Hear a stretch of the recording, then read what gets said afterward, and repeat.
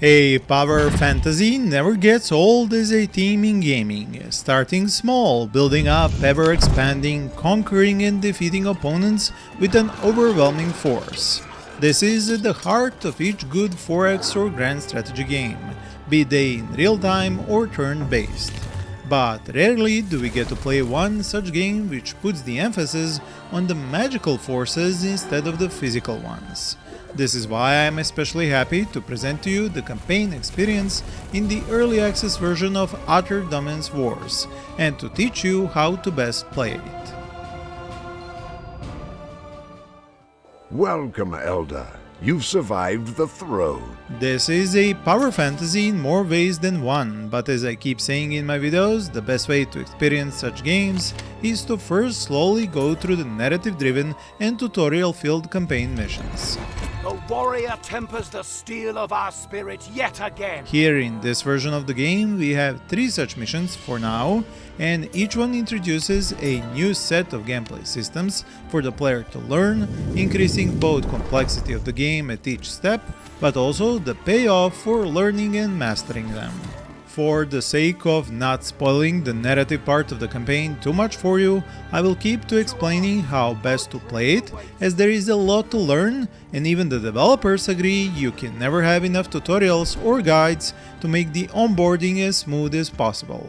Especially in the case of a game which, while it looks familiar by comparison with other franchises, also has some significantly different gameplay mechanics. So in the very first mission, as we learn about how the hero moves on the map as time passes, in days, which count as sort of real-time turns, we get our first taste of manual combat.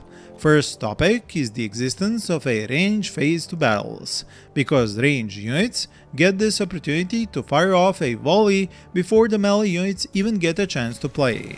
When you really think about it, this is very logical. It is how every battle starts, with archers at the front before melee lines close in. Then again, the range units get to play first as the main part of the battle starts. Now, this is counterbalanced by the fact that some units can deal double damage to range units.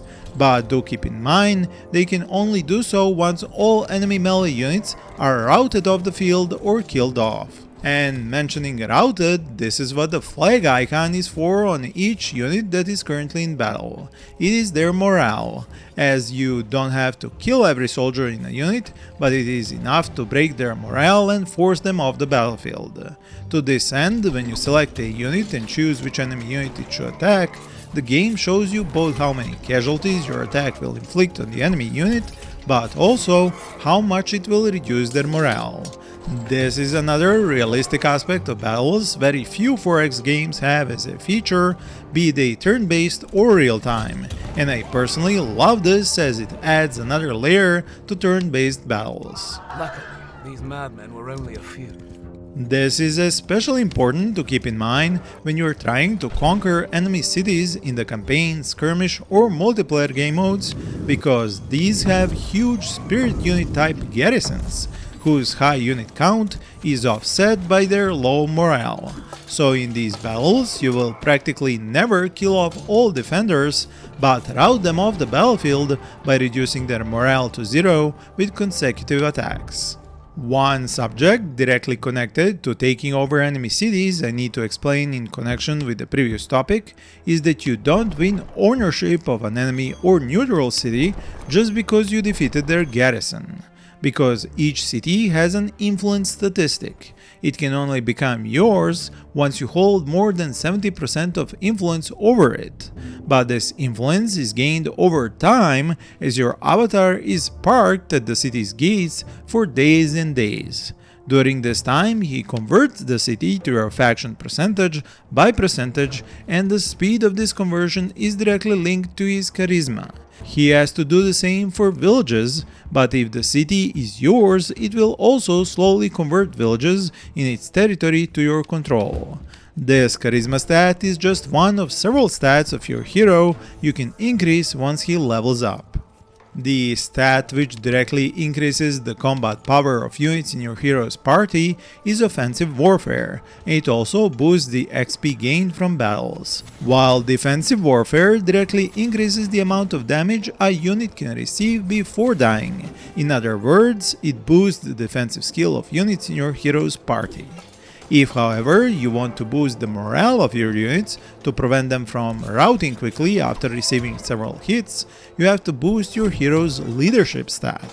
This stat also reduces the time it takes to finish battles you're not fighting manually. Now we come to one of my favorite stats, the terrain lore. Under this descriptive name hides not one, but 3 gameplay mechanics. First, the simplest, the speed at which your army and hero can move on the map, which is directly tied to the slowest unit in your army. Boosting this helps you move faster on the main map. Then the speed stat determines which units can play first in a battle, and directs the order of the battle, which is the unit card line at the bottom of the screen during battles. Last but also most interesting part of the speed stat is the ambush momentum. This controls will you be able to ambush the enemy hero, and if you do manage to do so, you reduce their defensive warfare stat by 50 while increasing your offensive warfare and leadership stats by 50. But how does this even happen? Well, this is what you learn in the first mission of the campaign. The mini tutorial shows you that when you press the Alt key, you can see areas of the map in which your hero can hide. Once he spends a day in that spot, he gains the eye icon above his avatar and a red circle around him which indicates the range at which he can ambush an enemy hero. You might think this mechanic only works on enemy heroes which move around the map and enter your ambush range. But when I tried to do this to a stationary enemy in Mission 2, I was able to gain the boosted stats from a successful ambush. This, however, becomes a prime tactic to use in the third mission of the campaign when you are being attacked by enemy avatars and their armies repeatedly. This is also where you start to need to have a higher perception stat, because the enemy will not only throw spells at your hero and kill off your soldiers with it, but also use monoliths to do the same. A high perception stat will help you negate a percentage of these destructive spells targeting your hero and soldiers. If an enemy's spell hits your avatar while he doesn't have enough units to survive that hit, they will die and you will have to wait several days for them to be resurrected at your throne. This isn't a city, but a massive construction where your hero becomes an elder and is able to spawn his avatars to lead armies, recruit units from cities under your control, and a place from which spells you cast are fired at enemy avatars. This is all covered in the second mission of the campaign and is connected to the game's lore, so I don't want to go over this again as I have already covered it in my previous video, which you can watch if you use the card on the top right or down in the description. Now I have to mention that while the game did have a successful Kickstarter, the developer team chose to change the original plans for a full release into an early access release. Why? Well, it wasn't so that they could earn more, but so that the product they launched on release would fit expectations. Their game simply wasn't yet ready for the expectations that a full release brings, so they chose to take a step back and do an early access release which would more adequately fit the game's current state of the content they are able to release. Is this a great thing? No. Changing release plans so close to the date shows something didn't go as planned. But it is far better than the alternative of doing a full release without the full content that implies. Which is why they sent me this roadmap, which I can share with you, and you can see the new content and updates you can expect for this game. Now, these spells I mentioned are the core gameplay of Atre Dominance Wars. First, you have 4 types accessible on the bottom of the screen, and they all spend mana. This mana is collected actively from the map in mana pools, for example, but most of it you get passively from constructing arcane towers in villages which surround most cities.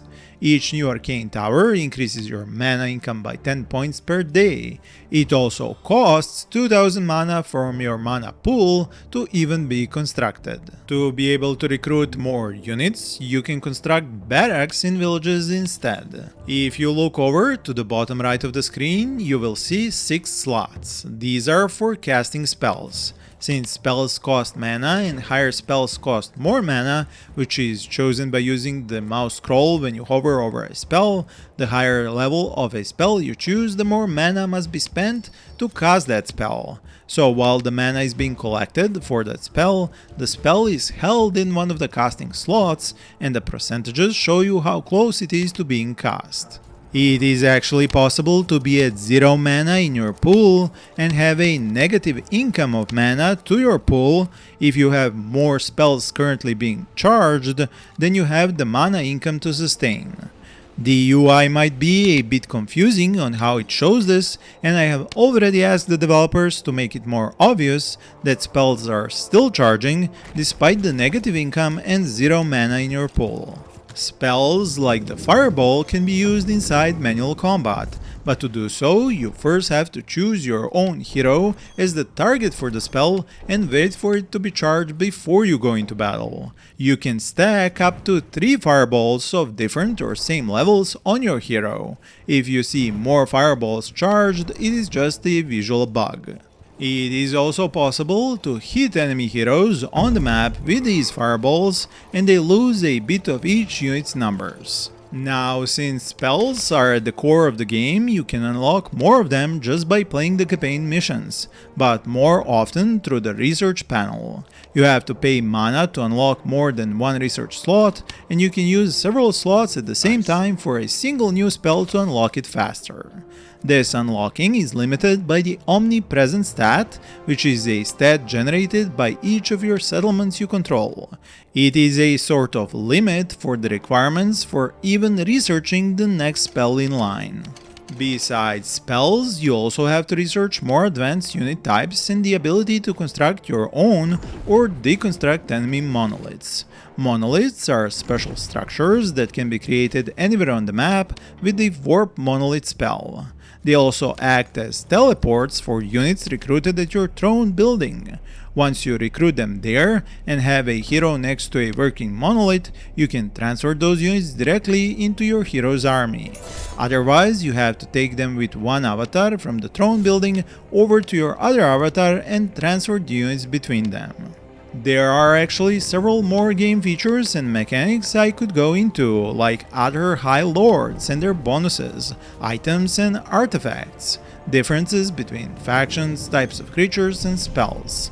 But since I know learning to play a new 4X game is hard, especially one like Atre Dominance Wars, which has so many unique aspects, I will stop here and let you first practice the basics while I prepare an advanced gameplay guide. I hope you enjoyed the video and found it helpful. For more videos, check out the cards on the screen or links in the description. Thank you for watching and happy gaming!